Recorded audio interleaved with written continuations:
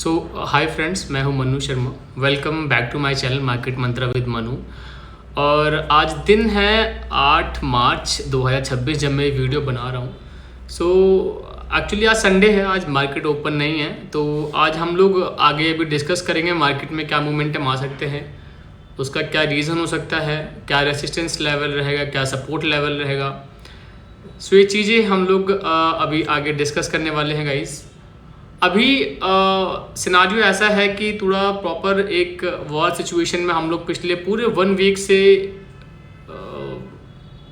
लगे हुए हैं, आप बोल सकते हो। मतलब ऑब्वियसली नॉट इंडिया, बट ठीक है, ईरान, अमेरिका और इजराइल, ये जो कॉन्फ्लिक्ट चल रहा है, इससे हमारी इंडियन मार्केट को बहुत बहुत ज़्यादा फ़र्क पड़ रहा है। अगर आपने मार्केट फ्राइडे वाले दिन देखी थी तो सब कुछ अच्छा चल रहा था।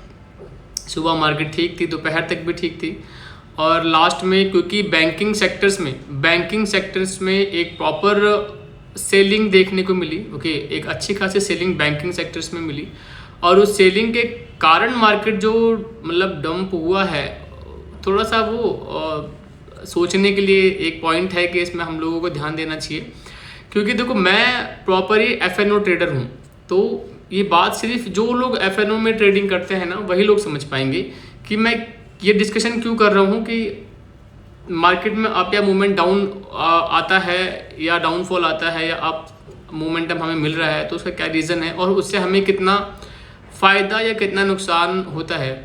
ऑल्दो फ्राइडे का दिन ठीक ठाक था, मतलब मेरे लिए कोई ऐसा मैं बहुत छोटा स्टॉप लॉस रखता हूँ, बहुत छोटा प्रॉफिट भी बुक करता हूँ।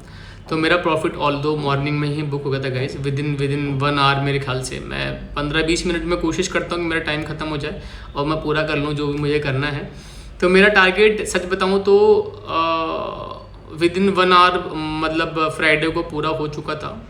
ठीक है, जो आपको मेरा टारगेट पता है, नहीं पता है तो अब आप मेरी वीडियोज़ जाके चेक करो कि मेरा टारगेट क्या होता है पर डे का। ठीक है, तो जो पर डे का टारगेट था वो मेरा मॉर्निंग में ही पूरा हो चुका था। और उसके बाद का जो स्ट्रगल था, मतलब मैं एक्चुअली में बिजी था, एक फैमिली फंक्शन में इन्वॉल्व था, तो मैं प्रॉपर टाइम दे नहीं पा रहा था।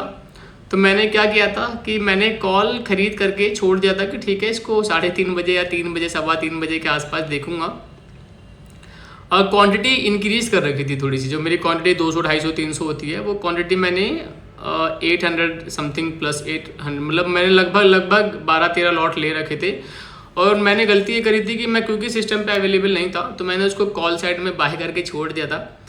और फिर बाद में मैंने लॉस बुक करा, जब मैंने देखा 3-3:15 बजे मार्केट में, तो मैंने उसमें थोड़ा सा लॉस बुक कर लिया। मैंने कहा नहीं, इतना हम लोग BTST नहीं कर सकते, क्योंकि ऐसा कुछ है नहीं। मतलब हो सकता है सैटरडे संडे में और ज़्यादा बुरी सिनारियो बन जाए, जो कि ऑलरेडी हो रहा है। ईरान की तरफ से प्रॉपर जो जवाबी कार्रवाई चल रही है, मतलब इजराइल और अमेरिका के लिए, तो वो कोई कम नहीं है। मतलब एंड एक्चुअली अमेरिका ने क्या किया ना, अमेरिका ने ना वेनेजुएला समझ लिया था ईरान को, कि ऐसे जाएंगे चुटकी में और उनके राष्ट्रपति को लेकर के आ जाएंगे, या फिर वेनेजुएला उनके कब्जे में आ जाएगा।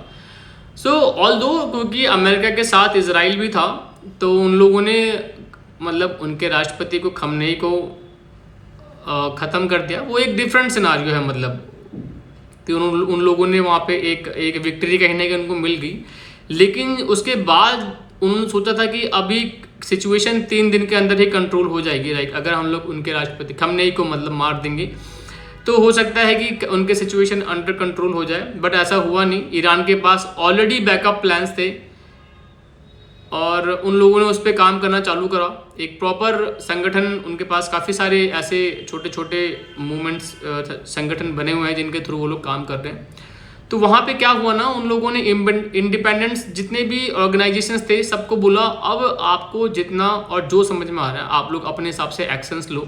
ठीक है, और अब ईरान में ऐसा कुछ एक पर्टिकुलर ऐसा कुछ है नहीं कि एक प्रॉपर पर्सन डिसाइड कर रहा है कि क्या करना है क्या नहीं करना है। ठीक है, वहाँ पे जो इंडिपेंडेंस, जो मुझे लग रहा है, जो मैं ऑब्जर्व कर पा रहा हूँ, कि वहाँ पे इंडिपेंडेंस जो कम्युनिटीज़ हैं, जो संगठन बने हुए हैं, वो लोग अब अपने हिसाब से काम कर रहे हैं। और यही एक प्रॉब्लम अमेरिका और इजराइल को फेस करनी पड़ रही है कि वो लोग बात करना भी चाहें तो कर नहीं पा रहे कि बात करें किससे। क्योंकि अभी क्या है, हर किसी एक संगठन के पास है प्रॉपर फ्रीडम हो चुकी है। ठीक है, अब वो किससे बात करें? तो यहाँ पे अलग अलग स्पीच आ रही है कि ये ईरान बोल रहा है मैं अभी घुटनों पे नहीं आऊँगा, कोई कॉम्प्रोमाइज़ नहीं है, कोई बातचीत नहीं है। अमेरिका बोल रहा है कोई कॉम्प्रोमाइज़ नहीं, कोई बातचीत नहीं है। ऑल दो इसमें सबसे ज़्यादा लॉस अभी जो होता हुआ दिख रहा है वो सिर्फ अमेरिका का दिख रहा है। इसराइल का भी लॉस है, बट ठीक है, इसराइल का ये ना डेली का रूटीन है।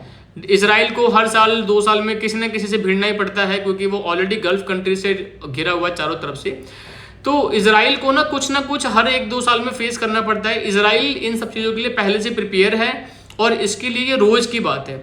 बट ये जो अमेरिका ने फटे में अपनी टांग अड़ाई है ना, तो अमेरिका के लिए सिस्टम थोड़ा ज़्यादा भारी पड़ रहा है।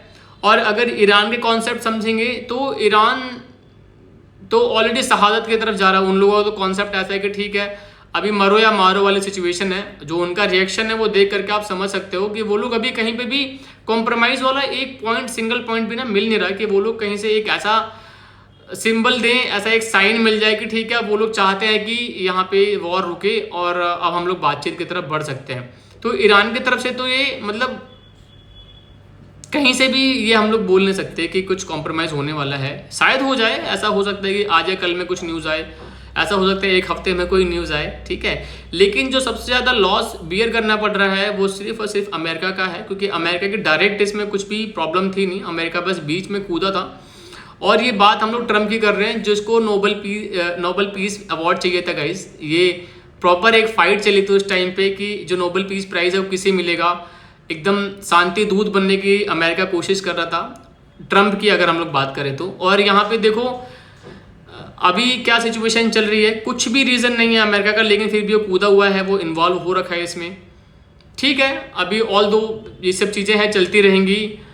और इसके हिसाब से मार्केट जो है ना, बहुत ऐसा लगता है कि मार्केट में फ़र्क नहीं पड़ना चाहिए, लेकिन मार्केट में फ़र्क पड़ता है। इंडियन मार्केट कहीं ना कहीं 1992 के शायद 3 के बाद में इंटरनेशनल ग्लोबल लेवल पर जो भी फ़र्क पड़ता है उससे हमारी इंडियन मार्केट पे प्रॉपर वो रिएक्शन हमारी मार्केट में देखने को मिलता है कि अगर ग्लोबल मार्केट डाउन है तो इंडियन मार्केट भी डाउन रहेगा, ठीक है। उसका प्रॉब्लम उसका रीज़न ये हो सकता है क्योंकि सारी इंटरनेशनल कंपनीज, ऑलमोस्ट काफ़ी सारी इंटरनेशनल कंपनीज का इंडिया में इन्वेस्टमेंट है, FIIs हैं, अदरवाइज और जो बड़े बड़े ब्रांड्स हैं वो इंडिया के नहीं हैं। काफ़ी हद तक जो ब्रांड्स हैं वो इंडिया के नहीं है, बाहर कंपनीज के। तो अगर वहाँ पे कुछ प्रॉब्लम क्रिएट होती है तो वो यहाँ पे इंडिया में भी उसका फ़र्क दिखेगा, इंडियन मार्केट में भी दिखेगा, और वो देखने को मिलता है, हम लोग देख भी रहे हैं।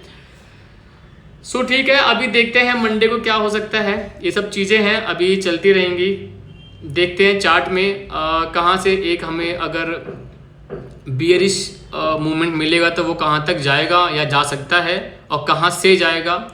और अगर गाइस बुलिश मूवमेंट मिलेगा तो वो बुलिश मूवमेंट कहाँ तक जा सकता है, कहाँ तक जाएगा और कहाँ से जाएगा, ठीक है। तो ये कुछ पॉइंट हम लोग अभी डिस्कशन कर लेते हैं। बाकी तो अभी सिचुएशन ऐसा कुछ लग नहीं रहा कि कुछ शांत होने वाला है माहौल। सारी बातें ऑन बोर्ड अभी सब चल रही है, आप लोग सब कुछ देख सकते हो। जो मैंने न्यूज़ देखी वो शायद आप भी देख रहे हो या देख सकते हो, तो वो मैं यहाँ पे अपने इस वीडियो में एक्सप्लेन करूँ उसका कुछ मतलब बनता नहीं है। सो ठीक है, अभी हम लोग चार्ट पे चलते हैं और बात करते हैं कि अब यहाँ पे क्या हो सकता है गाइज, ठीक है।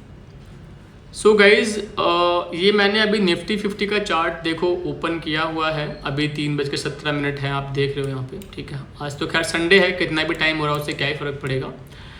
बट ये 50 मिनट का चार्ट है, आप देख सकते हो। और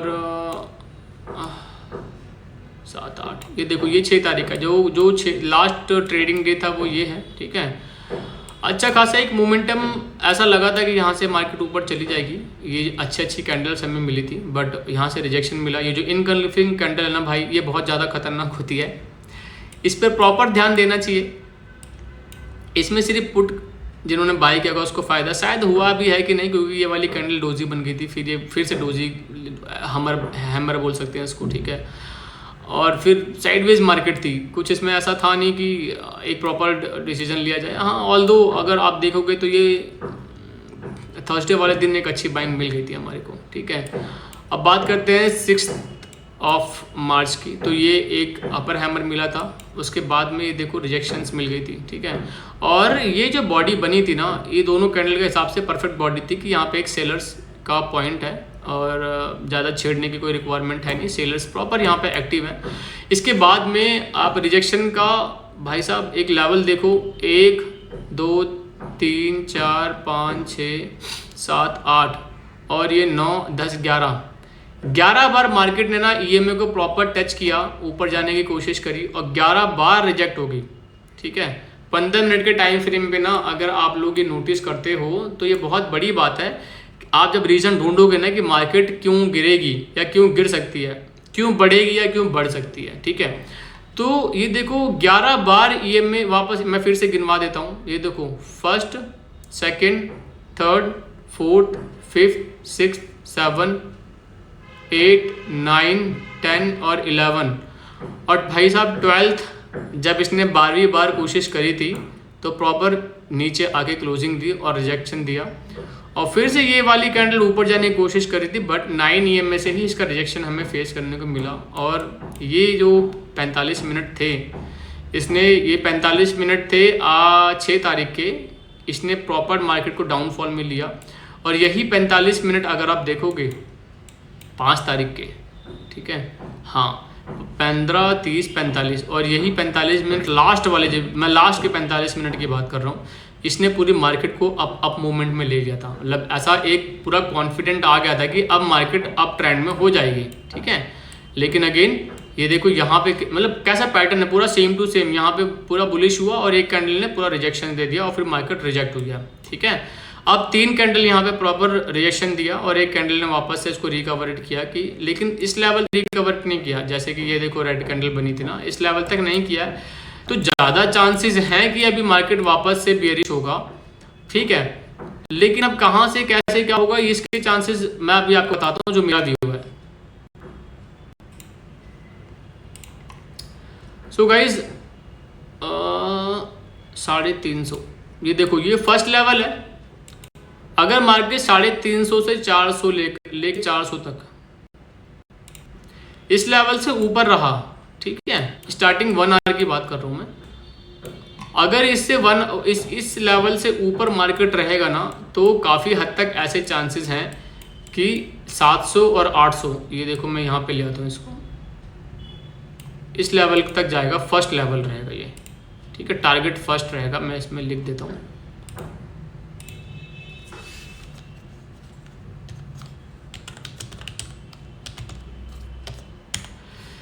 तो ये फर्स्ट टारगेट रहेगा गाइस, ठीक है, अगर यहाँ से एक अपसाइड मूवमेंट हमें मिल रहा है तो। और सेकंड टारगेट सीधा आप 800 पकड़ो, 25,000 तक जाने की कोई रिक्वायरमेंट है नहीं। निफ्टी हाँ प्री ओपन मार्केट में खेल हो जाए तो अलग बात है, लाइव मार्केट में निफ्टी 500-600 पॉइंट जाना ये बहुत डिफिकल्ट टास्क है, होता है लेकिन बहुत डिफिकल्ट है।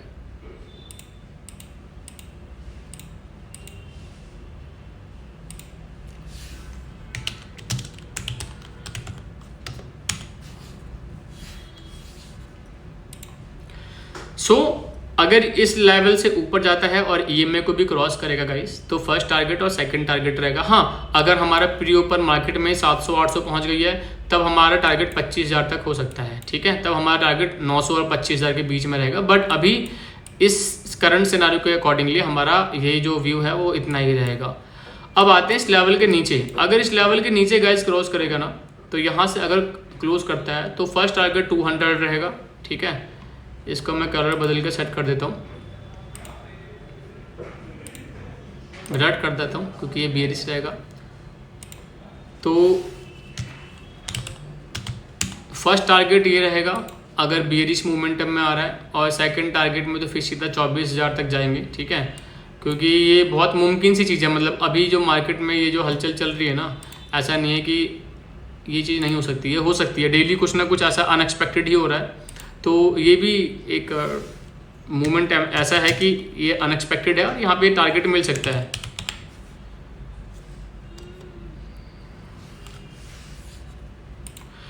सो गाइज ये आज का चार्ट है और ये डिस्कशन हम लोगों ने किया है मंडे के लिए, मंडे लाइक कल 9 मार्च, ठीक है।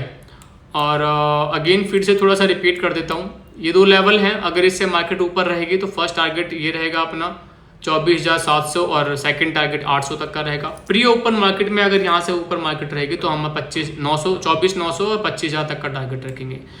और सेम नीचे की तरफ अगर इस लेवल को तोड़ के मार्केट नीचे आता है तो फर्स्ट टारगेट 24,200 और सेकंड टारगेट अपना 24,000 तक रहेगा प्रॉपर, 200 पॉइंट पूरे यहाँ पे रिकवर करेंगे, ठीक है।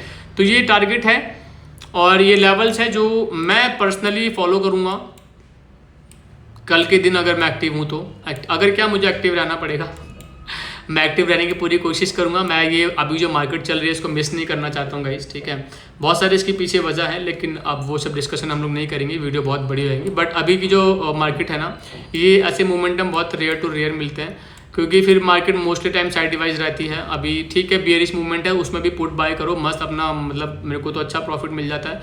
सेलिंग नहीं कर पाता हूँ, सेलिंग में बहुत अच्छे पैसे हैं, लेकिन सेलिंग में अपना विनिंग चांसेस मोर देन 60% रहता है गाइस। तो जब हमें ऑलरेडी पता रहेगा कि मोर देन 60% हमारी विनिंग है, तो हम लोग क्यों नहीं करेंगे, बस क्यों नहीं करेंगे, फाइनेंशियल कंडीशन की वजह से नहीं करेंगे। तो ठीक है, अभी बाइंग में ही छोटे मोटे मूवमेंट देखते हैं, कोई बहुत बड़ी बात नहीं है। अगर आप दिन के 30-40 पॉइंट 30 पॉइंट कवर कर लेते हो और 100% कवर कर लेते हो, आपको ऐसा कॉन्फिडेंट है कि आप इस ट्रेड में 10-15 पॉइंट कवर कर लोगे, तो यार क्वांटिटी इंक्रीज करो भाई। अगर मतलब मैं बता रहा हूँ, मेरे को ऐसा लगता है कि मैं यहाँ पे 10 पॉइंट ले ही लूंगा, मैं ऑटोमेटिकली कॉन्ट्री अपनी इंक्रीज कर देता हूँ। जो क्वांटिटी जो है ना वो बहुत बड़ी, देखो दो ही चीज़ है अपना एफ&ओ के ट्रेडिंग में, या तो टाइमिंग, आप किस टाइम पे एंट्री कर रहे हो, उस टाइम मोमेंटम है या नहीं है। दूसरा क्वांटिटी, अगर आपने एंट्री ली है और मोमेंटम है तो उसमें क्वांटिटी कितनी है आपकी, ठीक है। क्योंकि अगर आपको ऐसा 100% श्योर है कि यहाँ से मार्केट अप मूवमेंट या डाउन मूवमेंट मिलेगा, तो आप एक अच्छा खासा क्वांटिटी ले सके अपना रिस्क रिवॉर्ड के हिसाब से काम कर सकते हो, राइट। 1:2 1:3 जो भी आप लेके चल सकते हो। सो गाइस ठीक है, अभी मिलते हैं कल, देखते हैं क्या होता है। ये दोनों तरफ के मैं व्यू ले लिए हैं, और कल एक्चुअली में हम ये भी देखेंगे कि जो मैंने कल व्यू ले रखा है इसमें कितना कितना काम हम लोग कर सकते हैं, मतलब ये कितना काम आया। हमारा जो व्यू है ना, जिसका कल टेस्ट करेंगे कि जो मेरा ओवरव्यू है इसको हम लोग कितना रियल मार्केट में इम्पैक्ट इसका पड़ रहा है, और ये सही जा रहा है या नहीं आ जा रहा है, ठीक है। तो इस हिसाब से फिर हम स्ट्रैटेजी को चेंज करेंगे। अगर हमारी दिए हुए लेवल्स पे काम नहीं हो रहा तो ऑब्वियसली लेवल थोड़े से गलत है या कैलकुलेशन गलत हो गई है, तो ये भी चीज़ मैं कल टेस्ट करूँगा और इसके लिए फिर से वीडियो बनाऊँगा। तो ठीक है गाइस, मिलते हैं, thank you so much, take care, bye bye.